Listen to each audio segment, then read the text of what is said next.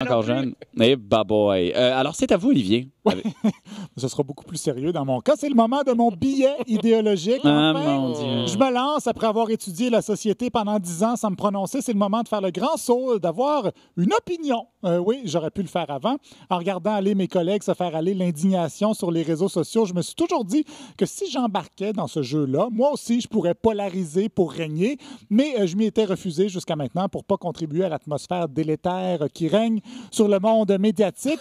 Mais force est de constater que tout ça est foutu de toute façon. Alors aussi bien moi aussi m'insurger pour mousser ma popularité, faire une passe de cash et enfin m'acheter un chalet où je pourrais aller observer la fin du monde sur le bord du foyer en compagnie d'un bon codorniou, Jean-Philippe. Et je commence ma nouvelle carrière de polémiste en grand. Cette semaine, je monte sur mes grands chameaux pour dénoncer un mal sournois qui menace les fondations de la société québécoise. Le racisme systémique, le complotisme, l'islamisme radical. Non!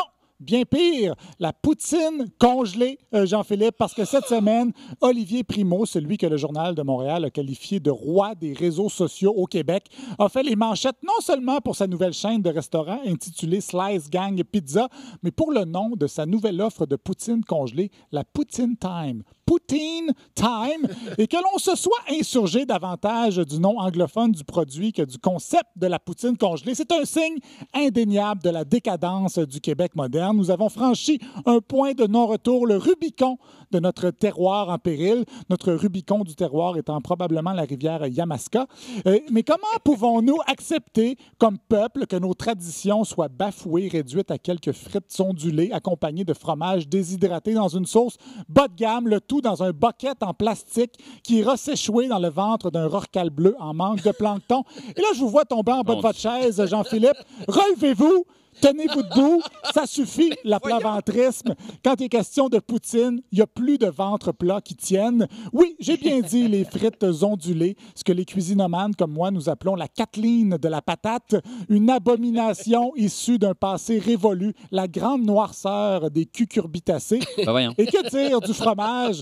On peut-tu encore appeler ça du fromage quand le squick-quick est devenu du crunch-crunch? Ça va être quoi la prochaine étape? Une salade de choux congelés, des toasts au beurre de peanut congelé, un verre d'eau congelé en caillette. On entre dans une nouvelle ère de glace, comme le film avec le petit écureuil qui mange des glands en attendant la fin du monde. Où en sommes-nous pour trouver qu'un popsicle de poutine, ben quand t'es mal pris, ça peut dépanner? Hey, l'épais! Si tu cherches absolument une raison pour enfin utiliser le petit bouton defrost sur ton micro-ondes, essaye donc de mettre ta tête dedans, ton micro-ondes. 100 000 poutines congelées se sont écoulées chez Costco dans les derniers jours. 100 000! Pendant ce temps-là, Christian Bégin, qui nous proposait des bons petits plats du terroir sous vide, a frôlé la faillite en plus de vivre une très difficile andropause. Et avez-vous pensé aux paradis fiscaux dans tout ça? Moi non plus, parce que j'étais trop occupé à être en colère de voir que la poutine congelée s'est vendue à 100 000 exemplaires. Changez pas de sujet. 100 000 poutines congelées et Costco qui a même plus de papier de toilette pour aller avec ça. 100 000 personnes qui se sont dit « Oh non, moi j'abandonne. Satisfaire mes papilles gustatives demande trop d'efforts. Je préfère me concentrer à aller me prononcer sur Facebook au sujet du couple de lesbiennes bien dans Occupation Double. J'en peux plus, moi, des gens qui abdiquent, des gens qui se disent, bon, peut-être un petit goût de congélateur, mais au moins, j'ai pas eu besoin de couper 3 patates en petits bâtonnets puis de les faire cuire. Pfiou! Mais pendant que vous avez la bouche pleine de patates devenues pâteuses du congélateur, on nous entube, Jean-Sébastien. Yes! Vous m'avez demandé de dire entubé, je l'ai fait.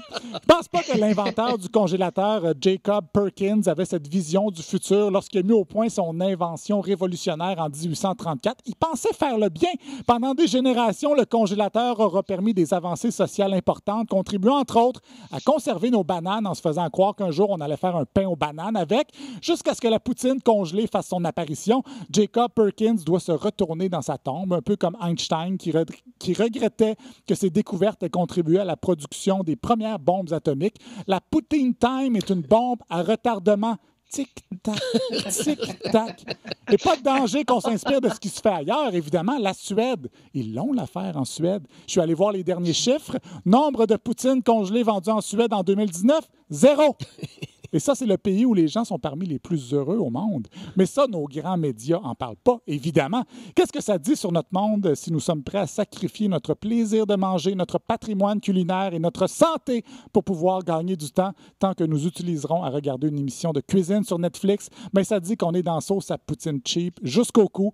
Victor Lévy-Beaulieu a dit « L'apocalypse est au commencement de soi puisque la fin précède toute naissance. » Je ne sais pas ce que ça veut dire, mais je suis pas mal sûr que c'est de la poutine congelée qui parlait quand il a dit ça. 10 cartes, Olivier, mon Dieu. Hey, On a Olivier, quelque chose là.